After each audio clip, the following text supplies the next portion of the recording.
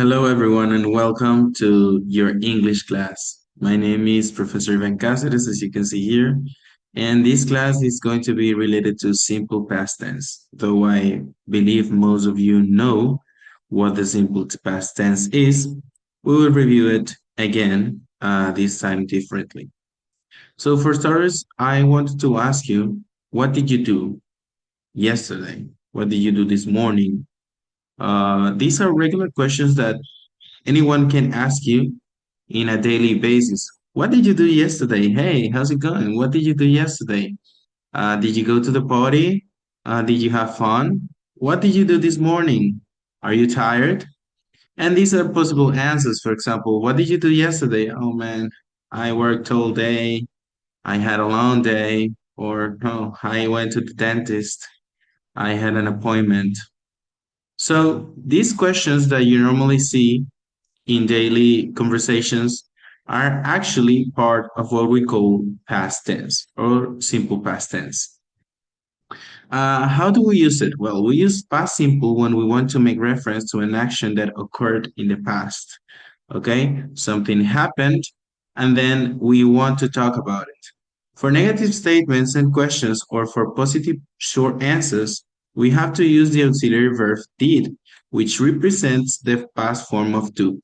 So you will remember, I'm sure you remember that normally in English we use auxiliary verbs for some English tenses. And for the present tense, the auxiliary that we use is normally the verb do or does, which is the proper form depending on the subject that we are making reference to. But in the simple past, we are going to use did and only did, okay? We are not going to mention any other but did. It doesn't matter who is the subject. And then it says that verbs can also have a past form by themselves. And according to this, they can be regular or irregular. Of course, when you have the past form of the verb, you shouldn't have the auxiliary did in the sentence because that represents a past by themselves. For example, in positive sentences or affirmative sentences, we would say, they waited at the bus stop. This is an affirmation. Ellos esperaron en el bus. That's just an affirmation. He was late for work.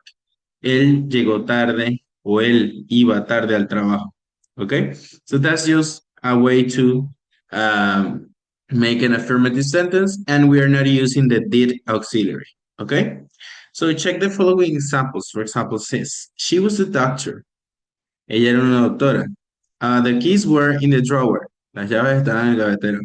I wanted to dance. Yo quería bailar. They learned English. Ellos aprendieron inglés. We believed him. Le creímos a él. I bought a blue car.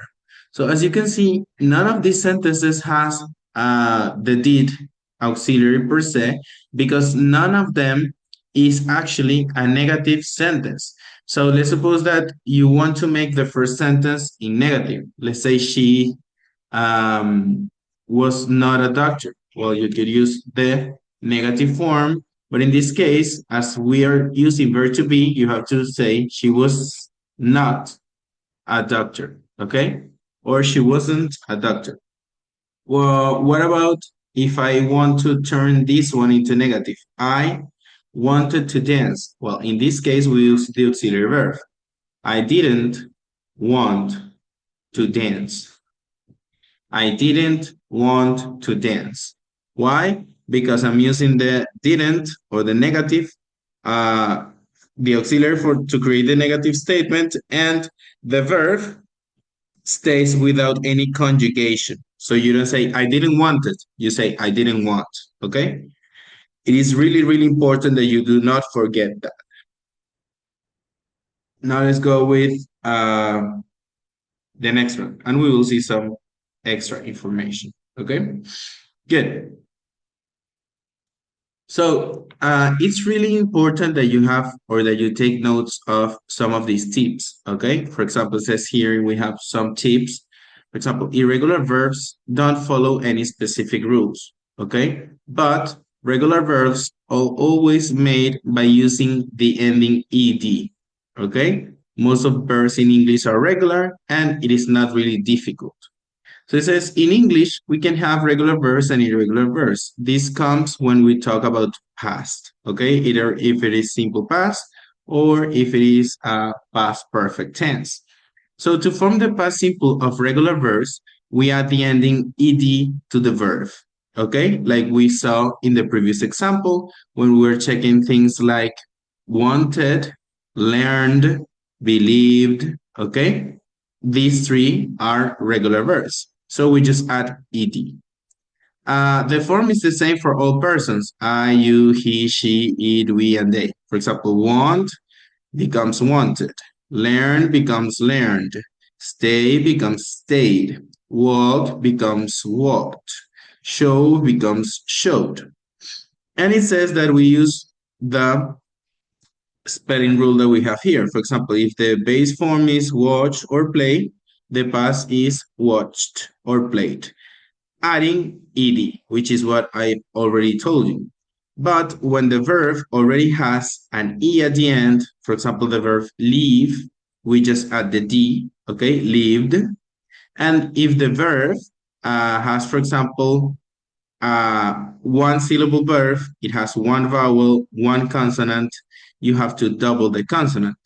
This you're gonna do it, for example, with the verb stop, okay? Stop, because it just has one vowel and one consonant, okay? And with the verb study, for example, which ends with y, same as the verb, for example, study, and the verb, um, I don't know, we could say, because it has to have a consonant and a y, okay? For example, study, studied. But if you have a vowel, you do not follow that verb, okay? Or that rule. Let's say, for example, that the verb is play. In the case of play, you just say play, okay? I played, he played, or I played. But when you have a verb that ends with y, and it has a consonant, for example, the verb try, okay, turns into try. I tried. I tried calling you yesterday, but I couldn't, okay? I tried calling you yesterday, but I couldn't communicate, and so on, okay? So it's really, really simple. For regular verbs, it's really simple. The headache, to call it away, is for irregular verbs, of course. Then you have here the pronunciation, and this is something that we will focus a lot about, or we will be focusing a lot because it's something that you normally do not take into consideration, and it's something that you really should know. So the pronunciation is something key. It's a key when we communicate in English because it helps us differentiate a sentence which is in simple present or yes, in any other tense, differentiated from the past. Okay, and the pronunciation of past verbs, especially regular past verbs, is really interesting because we have three different ways to pronounce the same sound or the same ed ending, okay, which is what it says here. The pronunciation of the ending ed is different depending on the letter with which the verb ends. In general thought, the E is silent. So normally we don't pronounce the E, but we will focus in the final sound. So it says first, for those verbs which end in P, F, K, O, S, with voiceless consonants except the T, we pronounce the ED as a T. For example, the K, okay, has no sound. So we say look, we have no sound. It's not like a D. It has no sound, so we say looked with T. We add a T. Then we have kissed, kissed. The S has also no sound, so we say kissed, kissed with T. Okay? Because it is a voiceless consonant. The verbs that has or that end in B, G, L, M, N, V, Z, which are voiced consonants except the D, or a vowel, we pronounce only the D. For example, if the verb has an L, yell, L, L, so we say yelled, yelled with D, instead of saying yelled with T, okay? The same happens with cleaned, cleaned, cleaned with D, okay? Cleaned, not cleaned, no, cleaned, okay? And finally, for the verbs that end in D or T, we pronounce the E as in I, okay? For example, ended, ended, waited, waited, okay? We pronounce the E, ended, waited, okay? So I'm gonna do this really a bit simple for you, okay? Uh, Let me explain what happens here. So we're gonna take a minute and you're gonna watch me. I want you to do this exercise. It results that some sounds or some letters of the alphabet, they have or they are voiced and some are voiceless, okay? So the voice are those that generate a vibration in your vocal cords. So if you say a, e, o, u, or even in English, a, e, I, o, u, you will see that there is a vibration here. But what happens if you try to pronounce a word that starts, for example, with P, but you don't say anything, just the P? You say, or you say with T, right? Or you say, like if you were to say kiss, kiss, you just say the K. You don't have a vibration here. So that's what differentiates a voiceless sound, like the ones that I just did, from a voiced sound, like all of the vowels, A, E, I, O, U, and the rest. Okay? So that's just a quick tip for you to have in case you want to know how to pronounce some stuff. And actually, this is really interesting because it's going to help you pronounce better these past ending verbs. Okay? Now we're going to do an exercise, a quick exercise, and this is going to be like a practice for you preparing for the quiz. And the exercise is matching the words that have the same sound, okay? So, of course, the same ending sound, okay? You can take notes in your computer, notebook, or phone. And you have here the words that I need you to match. So, for example, you're going to pronounce this word: watched, started, lived, checked, listened, waited, okay? And for example, I can say that talked sounds the similar to or sounds similar to watched, okay? And that's what you're gonna do, okay? So you can pause the video, you can take your time, you can solve this and have your answers, okay? You will have 3 minutes to do it or something like that, okay? And when you're done, you can continue with the video. And here you have the answers, okay?